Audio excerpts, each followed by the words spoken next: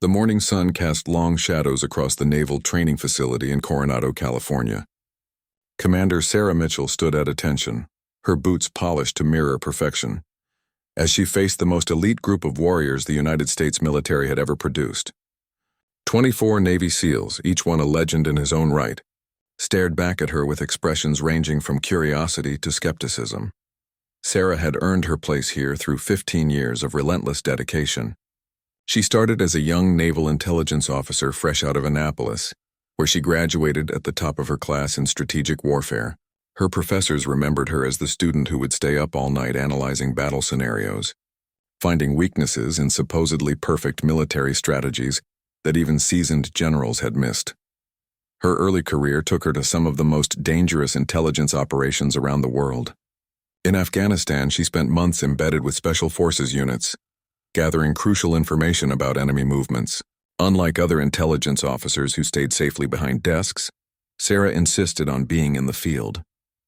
She learned to move silently through hostile territory, to read the landscape like a book, and to anticipate enemy behavior with uncanny accuracy. The turning point came during a mission in Syria 3 years earlier. A SEAL team had been pinned down by enemy fire for 18 hours with no clear escape route. Traditional military thinking suggested calling in air support, but Sarah saw something others missed. She studied satellite images and realized there was an underground tunnel system the enemy was using to surround the trapped team. Working with minimal resources and under intense pressure, Sarah devised a plan that seemed impossible. She convinced command to let her guide the SEALs through a series of calculated movements that would turn their disadvantaged position into a tactical advantage. The mission succeeded beyond all expectations, with 0 casualties and valuable intelligence gathered about enemy operations. Word of her strategic brilliance spread quickly through military circles.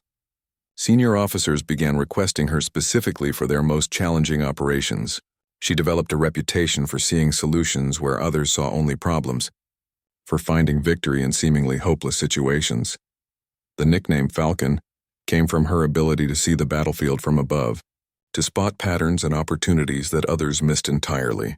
Like the bird of prey she was named after, Sarah possessed incredible vision and the patience to wait for exactly the right moment to strike.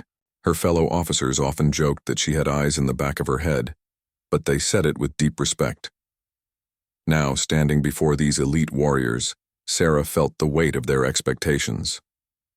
The Navy had decided to test something unprecedented, integrating a female intelligence officer directly into SEAL operations. Not as support staff or backup, but as an equal member of the team. The decision had sparked heated debates throughout the military hierarchy. The SEALs themselves were divided. Some welcomed the chance to work with someone of Sarah's reputation. They had heard stories of her tactical genius, of missions that succeeded because of her innovative thinking.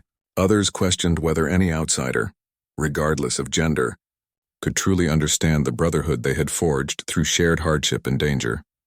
Lieutenant Commander Jake Rodriguez, the team leader, stepped forward. At 35, he was a veteran of over 200 combat missions. His weathered face told stories of battles fought in every corner of the globe. He had lost friends, saved lives, and pushed his body and mind to limits most people couldn't imagine. "Welcome to Team 7, Jake said, his voice carrying the authority of someone who had earned respect through action, not rank. "We've read your file, Commander Mitchell. Impressive work in Syria and Afghanistan.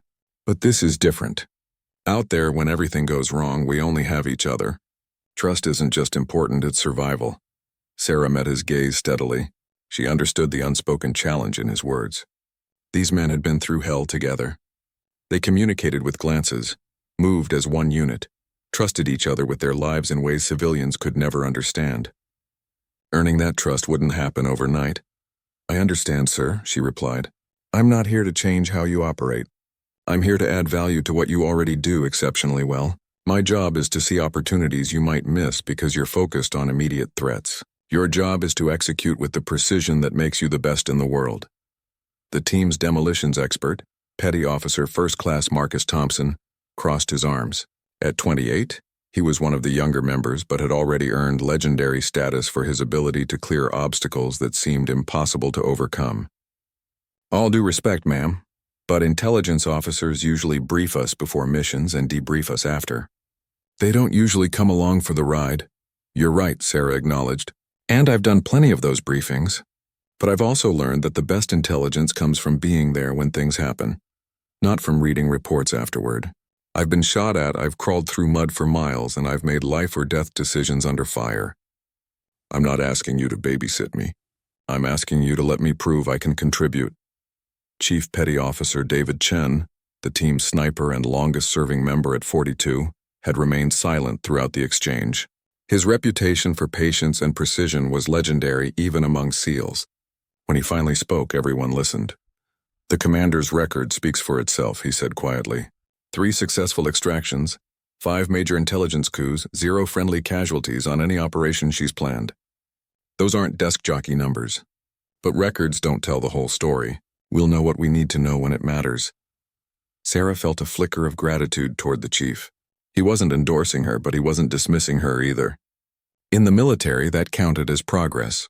The training facility around them buzzed with activity. Other SEAL teams were running through combat drills, their movements fluid and coordinated. The sound of gunfire echoed from the shooting ranges, mixed with the splash of trainees hitting the water during underwater demolition exercises. This was where legends were forged, where the impossible became routine. As Sarah looked at each member of Team 7, she realized they were all waiting to see what she was truly made of. Her reputation had gotten her this far, but reputation meant nothing if she couldn't deliver when lives were on the line. The real test was just beginning. The obstacle course stretched before them like a nightmare designed by someone who understood exactly how to break human limitations. Sarah studied the layout as her new teammates prepared their gear with practiced efficiency. 20-foot walls, rope climbs, mud crawls under live wire, and water obstacles that would test not just physical strength but mental determination. First rule of SEAL training, Jake announced, checking his watch. We do everything together or we don't do it at all. Nobody gets left behind, nobody gets a free pass. Commander, you asked to prove yourself. Here's your chance. Sarah had completed obstacle courses before, but nothing like this. The Navy's standard fitness requirements seemed laughable compared to what lay ahead. She watched Marcus Thompson leap effortlessly onto the first wall, his powerful frame making the climb look simple. These men moved with a fluid confidence that came from years of pushing their bodies beyond normal human limits. The starting horn echoed across the training ground. Sarah found herself running alongside David Chen, the veteran sniper who had spoken in her defense earlier. His breathing was controlled and steady despite the punishing pace. Around them, the other team members moved like a synchronized machine, each one knowing exactly where the others would be. The first obstacle was a cargo net climb that rose 30 feet into the California sky. Sarah's hands gripped the rough rope as she pulled herself upward, her muscles already burning from the sprint to reach it. Above her, Jake moved with spider-like agility, while behind her, she could hear the steady breathing of Petty Officer Sam Wilson, the team's communications specialist. "Don't look down, Falcon," Wilson called out, using her nickname for the first time. "Trust your hands, trust your feet, trust the process."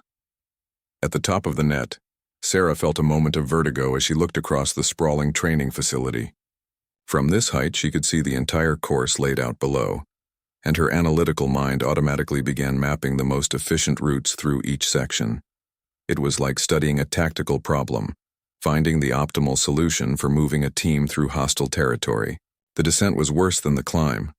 Her hands burned against the rope as she controlled her slide down the far side. By the time her boots hit the ground, her palms were raw and bleeding slightly. Marcus noticed immediately. "Here," he said, pulling medical tape from his kit. "Wrap your hands before the next climb. Pain is just weakness leaving the body, but stupid injuries will slow down the whole team." Sarah accepted the tape gratefully, surprised by the gesture. As she wrapped her palms, she noticed the scars on Marcus's own hands, evidence of countless training sessions and real-world operations. These men had been through more than she could imagine, and they were sharing their hard-earned knowledge with her.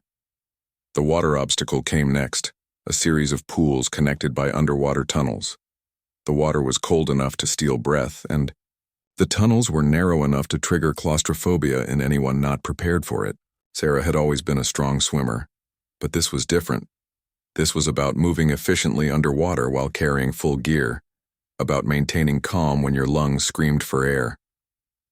"Stay close to the bottom," Chief Chen instructed quietly as they prepared to enter the water. "Current is stronger near the surface. Count your strokes through the tunnel. Don't trust your sense of distance. And if you panic, we all fail." The first tunnel seemed to stretch forever. Sarah kicked steadily, her chest burning as she fought the urge to surface prematurely. In the murky water ahead, she could see Jake's silhouette moving with economical precision. Behind her, the rest of the team followed in perfect formation. When they finally surfaced in the second pool, Sarah gasped for air but forced herself to maintain the pace. The SEALs around her looked barely winded, their breathing controlled and efficient. She realized this wasn't just about physical fitness. It was about mental conditioning, about training your body to perform optimally, even under extreme stress. The mud crawl came at the halfway point, when everyone's energy reserves were already depleted. 50 yards of thick, clinging mud lay beneath a web of barbed wire set just low enough to force a belly crawl. Sarah dropped to her stomach and began the tortuous journey, feeling the mud seep through every piece of gear, weighing her down with each movement forward. Halfway through, her radio crackled to life. It was Wilson, the communications specialist, speaking in the calm, professional tone that characterized all SEAL operations. "Falcon, we've got a simulated enemy contact at your 2 o'clock. Need intel on best evasion route." Even covered in mud and struggling to breathe, Sarah's tactical mind engaged automatically. She lifted her head slightly, studying the terrain visible through the wire obstacles.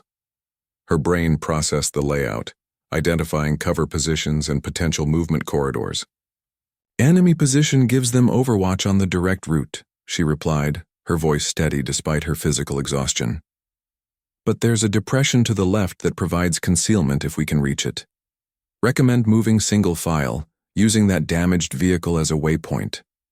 "Copy that," Jake's voice came through the radio. "Good eye, Falcon, that saves us a 15-minute detour." As they completed the mud crawl, Sarah felt something shifting in the team's dynamic. The exercise had been designed to test her, but it had also shown her teammates that she could maintain tactical awareness even under physical stress. That ability to think clearly when everything else was falling apart was exactly what made someone valuable in combat. The final obstacle was a rope climb that rose 40 feet to a platform where each team member had to ring a bell before rappelling down the other side. Sarah's hands, even wrapped in tape, were raw and bleeding by this point. Her shoulders ached and her legs felt like rubber. But as she approached the rope, she heard something unexpected. "You've got this, Commander," Marcus called out. "Use your legs more than your arms. Let the big muscles do the work." "Stay steady," added Wilson. "Don't rush it. Smooth and consistent wins every time." Even Chief Chen offered encouragement. "Remember what you saw from the top of the cargo net. You've got the high ground perspective. Use it." Sarah began to climb, wrapping her legs around the rope and using the technique Marcus had suggested. Her body protested with every upward movement, but her mind remained focused.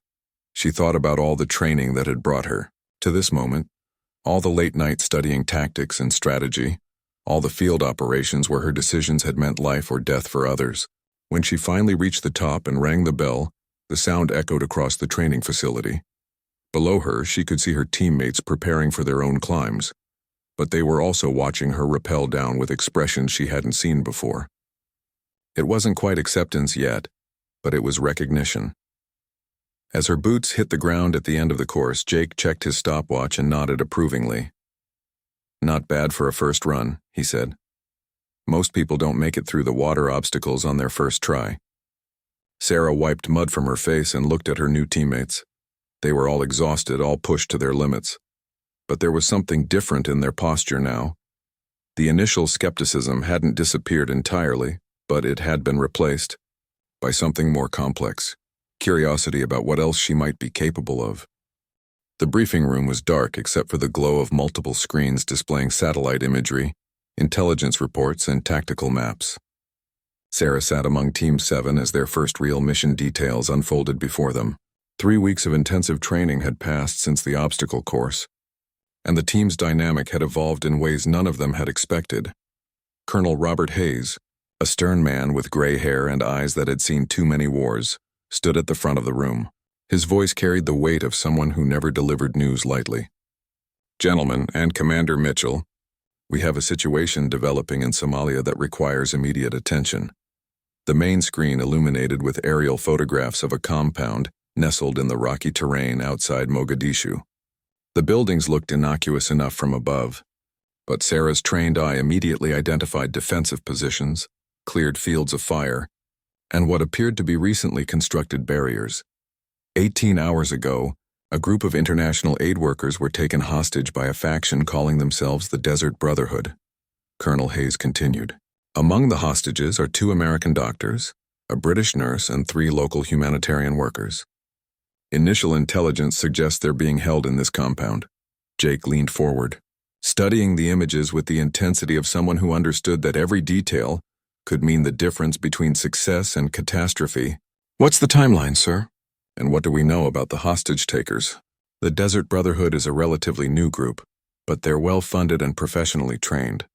Our sources indicate they have at least 20 fighters with military experience, possibly former Somali National Army. They're demanding the release of several prisoners held by the Somali government, plus a significant ransom. Sarah raised her hand. "Sir, what's the government's position on negotiations?" Both the Somali government and the State Department have officially refused to negotiate with terrorists. Unofficially, everyone knows that if these hostages die, it will set back humanitarian efforts in the region by years. That's where you come in. The colonel clicked to the next slide, showing detailed floor plans of the compound. Sarah immediately began analyzing the layout, her mind automatically processing ingress and egress routes, potential choke points, and defensive advantages. But something about the intelligence bothered her. "Sir," she said, "these floor plans look very detailed for a target we only identified 18 hours ago." "How reliable is this intelligence?" Colonel Hayes paused, and Sarah caught a brief look that passed between him and Jake. "The intelligence comes from a source we've used before, someone with access to the compound." "A double agent?" Chief Chen asked quietly. "Someone whose motivations align with ours, at least temporarily," the colonel replied diplomatically. Sarah felt warning bells going off in her head. In her experience, intelligence that seemed too good to be true usually was. But she also understood that in situations like this, perfect information was a luxury they couldn't afford to wait for. Marcus Thompson studied the satellite images of the surrounding terrain. "What's the extraction plan?" "That area looks pretty isolated, but isolation cuts both ways. Limited escape routes for the bad guys, but also limited options for us if things go sideways. That's where Commander Mitchell's expertise becomes crucial," Colonel Hayes said, turning his attention to Sarah. "We need someone who can analyze the tactical situation in real time and adapt to changing circumstances. This isn't a standard assault mission. The hostages are spread throughout the compound, and we can't risk a frontal assault that might get them killed." Jake nodded slowly. "So we're looking at a surgical operation. Get in quietly, locate and secure the hostages, neutralize the threats, and get out clean." "Exactly. And Commander Mitchell will be your eyes and ears, helping coordinate the operation from a tactical oversight position." Sarah felt the familiar surge of adrenaline that came with mission planning. This was what she had trained for, what she had spent years preparing to do. But she also sensed there was more to this mission than they were being told. "Sir, what's the enemy's communications capability? Are they monitoring military frequencies? Do they have outside support?" "Good questions," the colonel acknowledged. "We believe they have basic radio communications and possibly satellite phones. As for outside support, that's one of the unknowns we're hoping you can help us clarify once you're on the ground." The next hour was spent reviewing detailed operational plans. The team would insert by helicopter at a landing zone 5 kilometers from the compound, approach on foot under cover of darkness, and establish an observation post before launching the rescue operation. Sarah's role would be to coordinate intelligence gathering and provide tactical guidance based on real-time observations. As the briefing concluded, Jake gathered his team for a final equipment check. Sarah watched as each man methodically inspected his gear with the precision of someone whose life depended on every piece of equipment functioning perfectly. Their weapons, communications gear, medical supplies, and specialized tools were all checked and double-checked. "Falcon," Wilson called out, using her nickname naturally now. Your communications package includes direct links to satellite reconnaissance and the command center. You'll also have access to real-time intelligence feeds from drones operating in the area. Sarah nodded, feeling the weight of responsibility settling on her shoulders. In training exercises, mistakes were learning opportunities. In real operations, mistakes got people killed. Chief Chen approached her as she was reviewing the mission timeline. "Commander, you asked good questions in there. Keep asking them once we're on the ground. Sometimes the best intelligence comes from noticing what doesn't make sense." "What do you mean?" "I've been doing this for 20 years, Chen said quietly. Sometimes the missions that look straightforward on paper are the ones that surprise you the most. Trust your instincts, even if they contradict the official intelligence." Sarah appreciated the advice, but it also reinforced her growing unease about certain aspects of the mission. The intelligence was detailed, almost too detailed. The compound's defensive positions seemed professionally designed, but the group responsible was supposedly new and inexperienced. Something didn't add up. Marcus finished his equipment check and approached the team. "Transportation leaves in 6 hours. I recommend everyone get some rest. This could be a long operation, and we don't know when we'll get another chance to sleep." As the team dispersed to prepare for departure, Jake pulled Sarah aside. "Commander, I want you to know that the team has confidence in you. These past 3 weeks you've proven you can handle the physical demands and maintain tactical awareness under stress. Tomorrow we find out how you perform when people's lives are actually on the line." Sarah met his gaze steadily. "I won't let the team down, sir, or the hostages." "I believe you," Jake replied. "But remember, the plan is just a starting point. Once we're on the ground, everything can change in seconds. Your job is to help us adapt faster than the enemy can react." As Sarah returned to her quarters to prepare for the mission, she couldn't shake the feeling that they were walking into something more complex than a straightforward hostage rescue. The intelligence was too convenient, the enemy too neatly defined, the mission parameters too clean for the messy reality of operations in Somalia. She spent the next hour reviewing every piece of available intelligence, looking for inconsistencies or gaps that might indicate problems with the mission planning. Her analytical mind processed the information systematically, but her instincts kept nagging at her. Something about this operation felt like a test, but she couldn't determine whether the test was for her capabilities or for something else entirely. Outside her window, the sun was setting over the Pacific Ocean, painting the sky in shades of orange and red. In 12 hours, she would be half a world away, putting her training and judgment to the ultimate test. The thought both thrilled and terrified her in equal measure. The helicopter's rotors cut through the pre-dawn darkness as Team 7 approached the Somali coast. Sarah pressed her face to the small window, watching the landscape below shift from ocean to desert. The briefing materials hadn't captured the harsh beauty of the terrain, or the way the early morning light cast long shadows that could hide an army. 5 minutes to LZ, the pilot announced through their headsets. Jake gave final hand signals to his team, movements so practiced they seemed like a silent language. Sarah checked her equipment one last time. Encrypted communications gear, tactical tablet with real-time satellite feeds, night vision equipment, and her sidearm. She had trained extensively with weapons, but she hoped she wouldn't need to use them. The helicopter touched down in a cloud of dust and sand. Within seconds, all 7 team members were out and moving toward their pre-designated rally point. The aircraft lifted off immediately, disappearing into the growing dawn light. Suddenly, they were alone in hostile territory with nothing but their training and each other. "Comms check," Wilson whispered into his radio, and one by one each team member confirmed their communications were functioning properly. Sarah's gear integrated seamlessly with the team's network, giving her access to both local communications and satellite links back to command. The 5-kilometer approach to the target compound took 3 hours of careful movement across rocky terrain. Sarah found herself impressed by how the SEALs moved through the landscape, using every bit of cover and concealment available. They communicated through hand signals and shared situational awareness that seemed almost supernatural. As they crested a ridge that overlooked the target compound, Sarah got her first real look at their objective. Through her binoculars, she could see the buildings exactly as they had appeared in the satellite imagery. But something immediately struck her as wrong. "Jake," she whispered into her radio, "I'm seeing some inconsistencies with our intelligence." "What kind of inconsistencies?" Sarah studied the compound more carefully. her analytical mind processing details that hadn't been apparent in the aerial photographs. The defensive positions are more sophisticated than we were told. I count at least 6 guard towers that weren't in our briefing materials. And the vehicle placement suggests they're expecting trouble. Chief Chen, positioned at another observation point, confirmed her assessment. Falcon's right. This isn't a hastily organized operation. These people have professional military training. Marcus, who had been studying the approach routes, added his own concerns. The cleared fields of fire around the compound are textbook defensive positioning. Whoever planned this layout knows what they're doing. Jake made a decision that demonstrated why he was the team leader. We proceed with the mission, but we adapt our approach based on what we're actually seeing, not what the briefing told us we'd see. Falcon, I need you to analyze their defensive pattern and find us a weakness. Sarah spent the next 30 minutes studying the compound through various surveillance tools. She had access to real-time drone footage, satellite imagery, and thermal sensors that could detect heat signatures inside the buildings. Gradually, a picture emerged that was more complex than their original intelligence had suggested.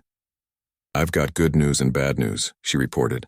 The good news is I can see thermal signatures that match our expected hostage count. They appear to be alive and located in the main building's second floor. The bad news is the guard rotation is much more professional than we anticipated. They're following military protocols. How professional? Jake asked. Former Special Forces professional, Sarah replied grimly. Their movements, their positioning, their communication patterns all suggest extensive training. This isn't a random group of extremists. This is a coordinated military operation. Wilson, monitoring enemy communications, added another piece to the puzzle. I'm intercepting radio chatter in multiple languages: Arabic, Somali, and what sounds like Russian. These guys have international connections.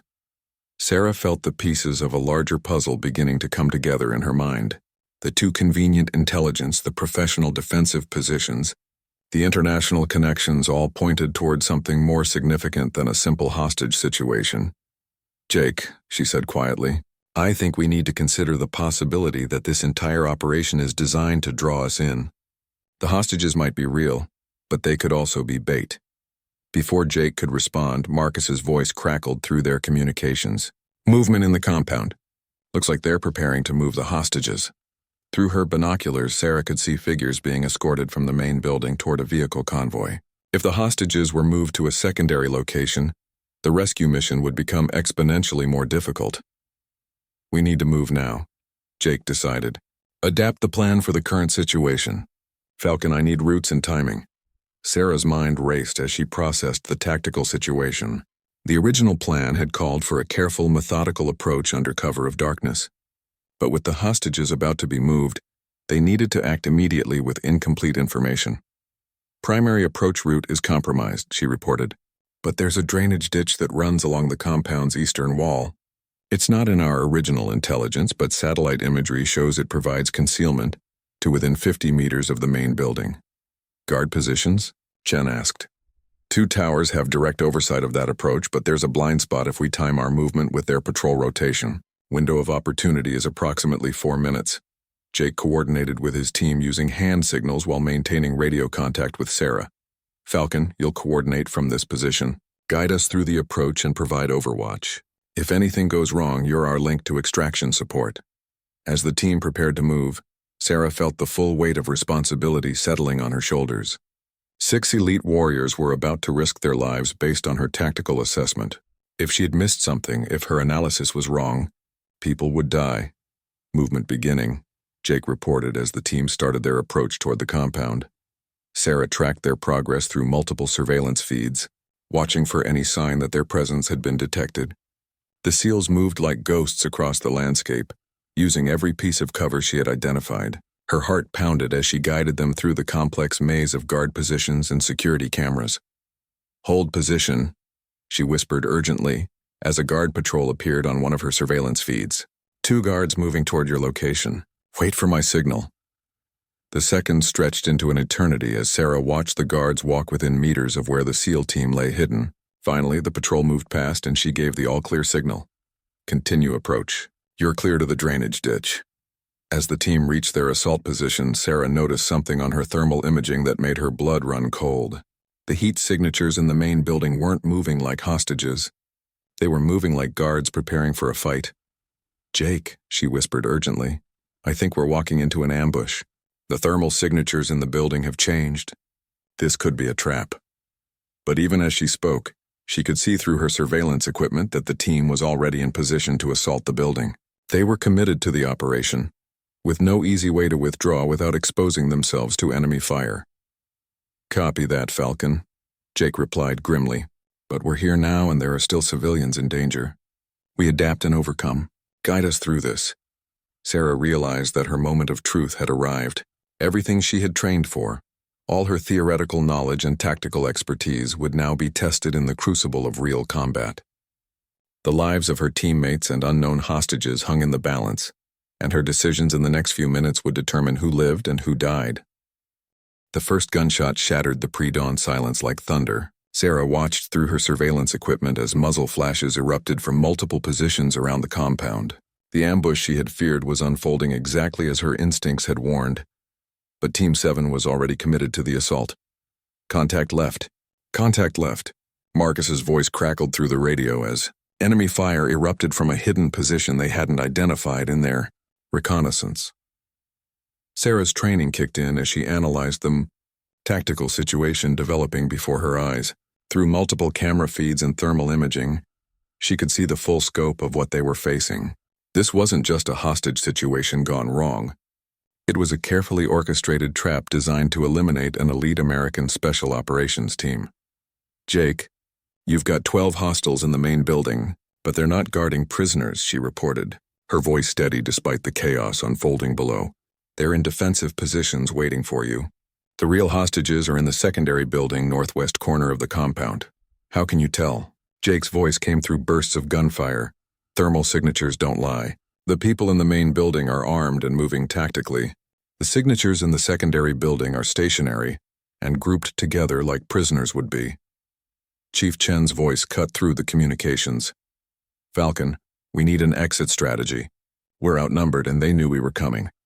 Sarah's mind raced as she processed incoming intelligence from multiple sources. Satellite feeds showed additional vehicles approaching the compound from the north. Drone surveillance revealed hidden fighting positions that hadn't appeared in any of their briefing materials.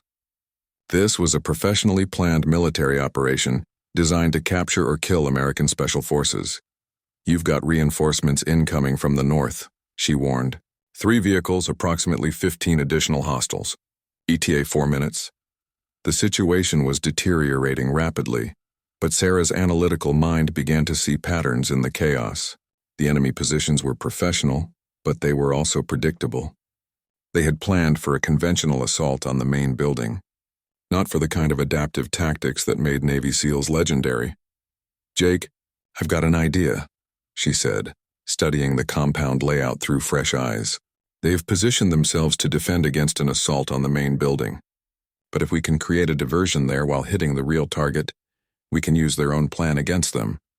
"What kind of diversion?" Sarah looked at the equipment available to her from her overwatch position. She had a laser designator for calling in airstrikes, but air support wasn't available for this operation. However, she also had something else. Marcus's demolition charges that he had placed as backup during their initial approach. "Marcus, remember those charges you placed on the compound's generator building?" "Yeah, insurance policy in case we needed to cut their power." "What if we detonate them now but not to cut power? What if we use them to make it look like a major assault is coming from that direction?" Even through the stress of combat, Sarah could hear the appreciation in Marcus's voice.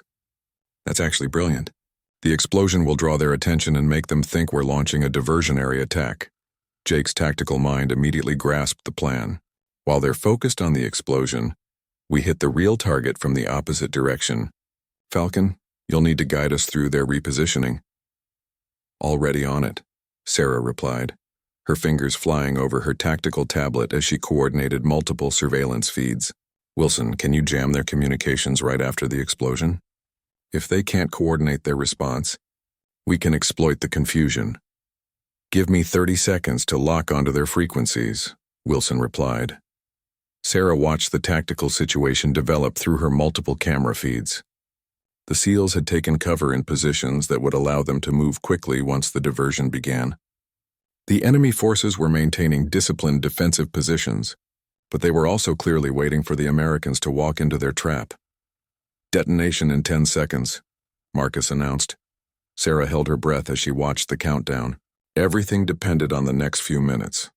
If her analysis was wrong, if the enemy didn't react as she predicted, the entire team could be killed or captured. The explosion lit up the pre-dawn sky like a miniature sun. Even from her position a kilometer away, Sarah felt the shockwave. Through her surveillance equipment, she watched as enemy fighters immediately began repositioning toward the explosion, exactly as she had predicted. "Communications jamming active," Wilson reported. "They're having trouble coordinating their response."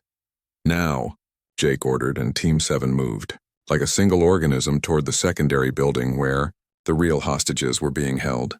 Sarah tracked their movement through thermal imaging while simultaneously monitoring enemy response patterns. The diversion was working perfectly. Most of the compound's defenders had moved toward the explosion, leaving only a skeleton force guarding the actual hostages. "2 guards at the entrance to your target building," she reported. "1 more on the roof with a sniper rifle. Chen, can you take the roof?" "Target acquired," Chen replied calmly. And through her surveillance equipment, Sarah saw the roof guard drop silently. The assault on the secondary building unfolded with clockwork precision. Jake and Marcus breached the entrance while Wilson provided covering fire.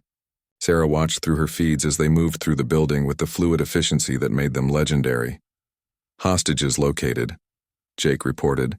6 civilians, all alive, appeared to be in good condition. But even as relief flooded through Sarah, her surveillance equipment was showing her a new problem. The enemy reinforcements from the north had arrived, and they weren't falling for the diversion. Through thermal imaging, she could see they were moving directly toward the secondary building. "Jake, you've got company incoming. 15 hostiles moving toward your position from the main compound. They've figured out where you really are." "How long do we have?" Sarah calculated distances and movement speeds in her head. 3 minutes, maybe less. "And they're bringing heavy weapons." The extraction plan they had rehearsed was designed for a clean operation with minimal enemy contact. But this situation required something entirely different. Sarah's mind raced through tactical options, discarding plans that wouldn't work and focusing on possibilities that might save everyone. "New plan," she announced, her voice carrying the confidence of someone who had found a solution in apparent chaos. "The drainage ditch you use to approach the compound connects to a larger storm system that runs underground toward the extraction point. If you can reach it with the hostages, you can move concealed while I coordinate air support." "Air support wasn't authorized for this mission," Jake reminded her. "It is now," Sarah replied, already working her communications equipment. "Emergency extraction protocols are in effect. I'm declaring a tactical emergency and requesting immediate close air support." She opened encrypted channels to the carrier group operating in international waters off the Somali coast. Her authorization codes gave her access to resources that most ground commanders could only dream of having available. "This is Falcon requesting immediate close air support for emergency extraction," she transmitted. "American personnel and civilians in immediate danger." The response came back within seconds. "Roger, Falcon. 2 FA-18 Super Hornets inbound. ETA 6 minutes." Through her surveillance equipment, Sarah watched as Team 7 began moving the rescued hostages toward the drainage system. The civilians were weak from their captivity, but mobile enough to move with assistance. However, the enemy forces were closing the distance faster than anticipated. "Contact rear." Wilson's voice carried the stress of someone under heavy fire. "They're trying to cut off our route to the drainage system." Sarah studied the tactical situation through multiple feeds, her mind processing information faster than she had ever done before. The enemy was professional and well coordinated, but they had made one crucial mistake. They were operating on the assumption that the Americans would try to fight their way out conventionally. "Jake, there's a weakness in their formation," she reported. "They're concentrating their forces to block your withdrawal route, but they've left their command post in the main building lightly defended. If I can disrupt their command and control, it will buy you the time you need. Falcon, you're in an overwatch position a kilometer away. How are you going to disrupt their command post?" Sarah looked at the laser designator in her hands and made a decision that would define her entire career. "I'm going to paint their command post for the incoming airstrike. But first I need to get closer." "Negative," Jake's voice was firm. "Your job is tactical coordination, not direct action." My job is to get everyone home alive, Sarah replied, already gathering her equipment. And right now, this is the only way that happens. Before anyone could argue further, Sarah was moving down the ridge toward the compound. Her position had been chosen for safety and communications access, but it was too far away to effectively guide precision strikes on specific buildings within the compound. Time seemed to slow as Sarah stared through her scope at the main building, her finger hovering over the laser designator. The FA-18 Super Hornet circled overhead, waiting for her target designation. Behind her, she could hear the firefight intensifying as Team 7 fought to protect the rescued hostages, while enemy reinforcements closed in. The thermal signatures in the main building were ambiguous. They could be additional hostages, or they could be enemy fighters using heat-generating equipment to create false signatures. In combat, intelligence was never perfect, and commanders had to make life-or-death decisions based on incomplete information. "Falcon, we need that airstrike now." Marcus's voice crackled through her earpiece as explosions echoed across the compound. Sarah's analytical mind raced through the tactical mathematics. If she called in the strike and those signatures were hostages, innocent people would die. If she didn't call in the strike, Team 7 and the already rescued hostages would likely be killed or captured. There was no perfect solution, only the choice between different types of failure. But then her Falcon-like vision caught something that changed everything. Through her scope, she could see movement patterns in the main building that were too organized, too coordinated for hostages. The heat signatures were moving in tactical formations, repositioning to defensive positions. They weren't prisoners. They were enemy fighters using thermal camouflage to create false signatures. "Target confirmed," she announced, activating the laser designator. "Strike package authorized on main building. Friendlies are clear. Roger, Falcon. Bombs away." The precision-guided munitions struck the main building with devastating accuracy. The explosion eliminated the enemy command structure and created exactly the chaos Sarah had calculated Team 7 needed to escape. Through her surveillance equipment, she watched as the coordinated enemy assault dissolved into confusion and panic. "Command structure neutralized," she reported. "Clear route to extraction point is now available through the eastern approach." Jake's voice carried profound relief. "Outstanding work, Falcon. Beginning movement to extraction with all hostages accounted for." But even as the immediate tactical situation improved, Sarah realized that the mission had revealed something far more significant than a simple hostage rescue. The professional coordination of the enemy forces, their advanced knowledge of American tactics, and the sophisticated nature of the trap all pointed to a larger intelligence operation. As Team 7 moved toward the extraction point with the rescued hostages, Sarah remained in her forward position to provide overwatch and coordinate with the incoming helicopters. Through her communications equipment, she could access intelligence databases that painted a clearer picture of what they had actually encountered. The Desert Brotherhood wasn't just a local extremist group. They were part of a larger network that had been testing American special operations capabilities, probing for weaknesses and gathering intelligence on tactics and procedures. The hostage situation had been real, but it had also been bait to draw in a SEAL team for capture or elimination. "Extraction helicopters inbound," she reported as the distinctive sound of rotor blades approached from the south. "Landing zone is clear. Recommend immediate boarding and departure." As the helicopters touched down and Team 7 loaded the rescued hostages, Sarah provided security overwatch from her position. The enemy forces were in disarray, but they were still dangerous. Several were attempting to regroup for a final assault on the extraction point. "Falcon, we need you at the LZ now," Jake called out. "Last bird out leaves in 60 seconds. Sarah gathered her equipment and began moving toward the landing zone, but her surveillance equipment showed enemy fighters moving to intercept her route. She was cut off from the extraction point by at least 6 hostile forces, who were determined to prevent the American team from escaping completely. "I'm cut off," she reported calmly. "Proceed with extraction. Don't wait for me." "Negative," Jake's voice was firm. "Nobody gets left behind. That's the SEAL way." Sarah could see through her equipment that the enemy fighters were closing in on her position. She had perhaps 2 minutes before they would have her surrounded. The smart tactical decision was for the helicopters to leave immediately with the rescued hostages and the rest of Team 7. One person wasn't worth risking the entire mission. But as she prepared to make her final stand, Sarah heard something that made her heart soar. the sound of approaching footsteps from multiple directions. Not enemy footsteps, but the coordinated movement of professionals she had learned to recognize over the past months. Falcon, this is Chen. Moving to your position from the north. Mark is here. Coming from the east. Hold tight, we're getting you out of there. Wilson approaching from the south. Nobody fights alone. Sarah realized that while she had been coordinating their escape, Team 7 had been coordinating her rescue. They had loaded the hostages onto the helicopters but refused to leave without her. Jake had split his team to create a perimeter around her position, while she had been focused on the larger tactical picture. The next few minutes unfolded like a perfectly choreographed ballet of violence. The SEALs moved through the enemy positions with lethal efficiency, using the chaos Sarah had created with the airstrike to their advantage. She found herself in the center of a protective formation as they fought their way toward the extraction point. Move, move, move, Jake shouted as they reached the landing zone where the helicopter waited with engines running. As they lifted off into the dawn sky, Sarah looked down at the compound below. Smoke rose from the ruins of the main building, and scattered enemy forces were retreating into the desert. The mission had been successful, but it had also revealed the true scope of the threat they were facing. Outstanding work today, Falcon, Jake said as the helicopter gained altitude. You saved the mission and probably all our lives. Chief Chen nodded his agreement. That target analysis under pressure was professional-grade work. You've earned your place on this team.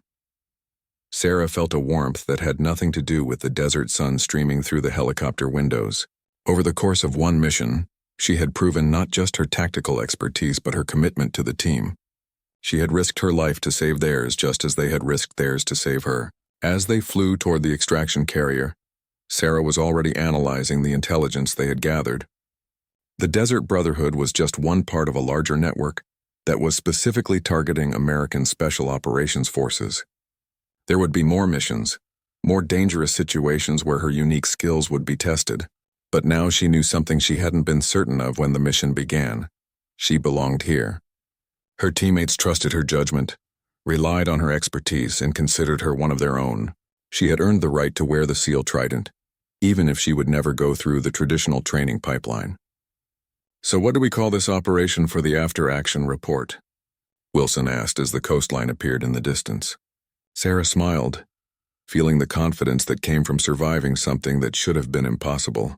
Call it Operation Falcon's Flight, because sometimes you have to soar above the battlefield to see the real target. Jake laughed, the first time she had heard him truly relaxed since they had met. Falcon's Flight it is. And Falcon, welcome to Team 7, officially and permanently. As the helicopter approached the aircraft carrier that would take them home, Sarah realized that her career had just taken a turn she never could have anticipated. She had found her calling, her team, and her purpose. Whatever challenges lay ahead, she would face them with the knowledge that she had earned her place among the most elite warriors in the world. The sun climbed higher in the sky as they flew toward safety, and Sarah allowed herself a moment to appreciate the view from above. From this height, she could see patterns and possibilities that were invisible from the ground.